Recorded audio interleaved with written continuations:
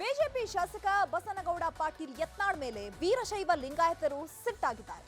ಇನ್ನೊಂದು ಕಡೆ ಒಕ್ಕಲಿಗ ಸ್ವಾಮೀಜಿ ಮೇಲೆ ಎಫ್ಐಆರ್ ಹಾಕಿ ವಿಚಾರಣೆಗೆ ಕರೆಯೋದಕ್ಕೆ ಬಿಜೆಪಿಯವರು ಸರ್ಕಾರದ ಮೇಲೆ ತಿರುಗಿ ಬಿದ್ದಿದ್ದಾರೆ. ಏನಿದು ಪ್ರಕರಣಗಳು ಅನ್ನೋದನ್ನ ತೋರಿಸ್ತೀವಿ ನೋಡಿ.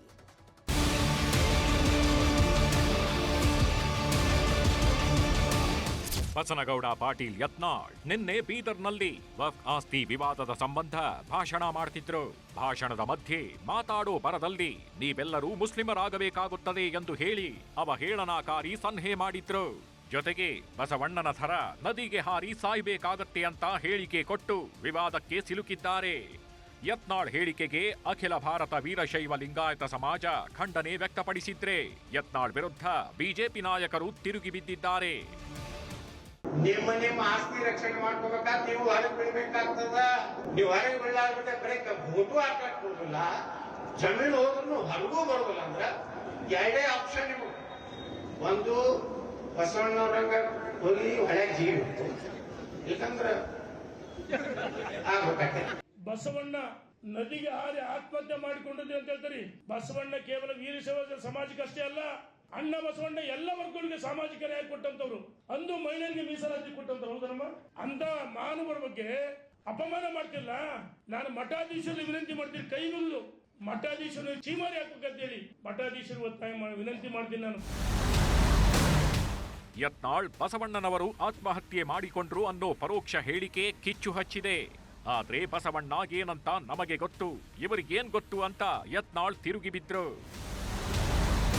ಇವ್ರು ಬಸವಣ್ಣವ್ರಿಗೆ ಏನಾರು ಮಾಡ್ಯಾರೇನ್ರಿ? ಇವ್ರೆಲ್ಲಾ ವಿಭೂತಿ ಹಚ್ಕೊಂಡು ಅಡ್ಡಾಡೋರೆಲ್ಲ ವೀರಶೈವ ಮಹಾಸಭಾದ ಏನ್ ಮಾಡ್ಯಾರ ಹೇಳ್ರಿ? ಮೊದಲ ಅಲ್ಲಿ ಬಸವಣ್ಣವ್ರ ಶಿವಾನುಭವ ಮಂಟಪ ಏನೈತಲ್ಲ, ಪೀರ್ ಭಾಷಾಂದು ಹೋರಾಟ ಮಾಡತ್ ಹೇಳ್ರಿ. ಅವ್ರಿಗೆ ಸತ್ಯ ಏನೈತಿ ಬಿಜಾಪುರ ಬಾಗಲಕೋಟೆ ಜಿಲ್ಲೆದವ್ರಿಗೆ ಗೊತ್ತೈತಿ. ಬಸವಣ್ಣವ್ರ ಕೊನೆ ಏನಾಗಿತ್ತು ನಮಗ್ ಗೊತ್ತೈತಿ. ಯಾಕಂದ್ರೆ ಸಾವಿರಾರು ವರ್ಷ ನಮ್ಮ ಹಿರಿಯರು ಹೇಳ್ಕೊತ ಬಂದಾರ ಹಿಂಗಾಯ್ತು ಬಸವಣ್ಣಂದ. ಇವಕ್ಕೇನ್ ಗುರ್ತದ? ಸುಮ್ಮ ಒಂದು ಬುಕ್ಕ ಬರೀದು. ವಿಶ್ವಗುರು ಬಸವಣ್ಣನವರ ವಿಷಯದಲ್ಲಿ ಯತ್ನಾಳ್ ಆಡಿದ ಮಾತುಗಳ ವಿವಾದ ಇಲ್ಲಿಗೆ ನಿಲ್ಲುತ್ತೋ ಮುಂದುವರಿಯುತ್ತೋ ಗೊತ್ತಿಲ್ಲ. ಆದ್ರೆ ಒಕ್ಕಲಿಗ ಮಠದ ಚಂದ್ರಶೇಖರನಾಥ ಸ್ವಾಮೀಜಿ ಮೊನ್ನೆಯಷ್ಟೇ ಮುಸ್ಲಿಮರಿಗೆ ಮತದಾನದ ಹಕ್ಕನ್ನೇ ಕಿತ್ಕೊಳ್ಬೇಕು ಅಂತ ವಿವಾದದ ಹೇಳಿಕೆ ಕೊಟ್ಟಿದ್ರು. ಈಗ ಚಂದ್ರಶೇಖರನಾಥ ಸ್ವಾಮೀಜಿ ಮೇಲೆ ಎಫ್ಐಆರ್ ದಾಖಲಿಸಿದ್ದು ವಿಚಾರಣೆಗೆ ಬರುವಂತೆ ನೋಟಿಸ್ ಕೂಡ ಕೊಟ್ಟಿದ್ದಾರೆ. ಇದು ಬಿಜೆಪಿ ಮತ್ತು ಕಾಂಗ್ರೆಸ್ ಮಧ್ಯೆ ರಾಜಕೀಯ ವೈಷಮ್ಯದ ಮಾತುಗಳನ್ನು ಆಡಿಸ್ತಿದೆ. ಅಲ್ಲ, ಕಾನೂನು ನನಗೂ ದೊಡ್ಡದಲ್ಲ, ಅವರಿಗೂ ದೊಡ್ಡದಲ್ಲ. ಕಾನೂನು ಎಲ್ಲರಿಗೂ ಒಂದೇ ಅಲ್ಲ. ಕಾನೂನು ಬೇರೆ ಬೇರೆ ಇದ್ದರೆ ಬೇರೆ ಬೇರೆ ಕಾನೂನನ್ನು ಉಪಯೋಗ ಮಾಡ್ಬೋದು. ಆದರೆ ಈ ದೇಶದಲ್ಲಿ ಇರ್ತಕ್ಕಂಥ ಕಾನೂನು ಎಲ್ಲರಿಗೂ ಒಂದೇ ಇದೆ. ಸ್ವಾಮೀಜಿಗೂ ಒಂದೇ ಕಾನೂನು, ನನಗೂ ಒಂದೇ ಕಾನೂನು ಮತ್ತು ಎಲ್ಲರಿಗೂ ಒಂದೇ ಕಾನೂನು.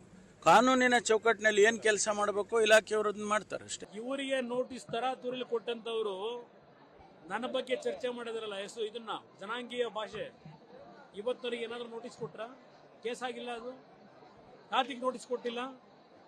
ಇದನ್ನ ಈ ಒಂದು ರೀತಿಯ ತೀರ್ಮಾನಗಳು ಮಾಡೋದ್ರಿಂದ ಈ ರಾಜ್ಯದಲ್ಲಿ ಮುಂದಿನ ದಿನಗಳು ಯಾವ ರೀತಿಯ ಅರಾಜಕತೆ ಪ್ರಾರಂಭ ಆಗುತ್ತೆ ಕಾದ್ ನೋಡಿ. ಆ ಶ್ರೀಗಳು ಕೊಟ್ಟಂತ ಹೇಳಿಕೆ ಕಾನೂನಿನ ಚೌಕಟ್ಟಿನಲ್ಲಿ ಇದೆಯಾ ಇಲ್ವಾ?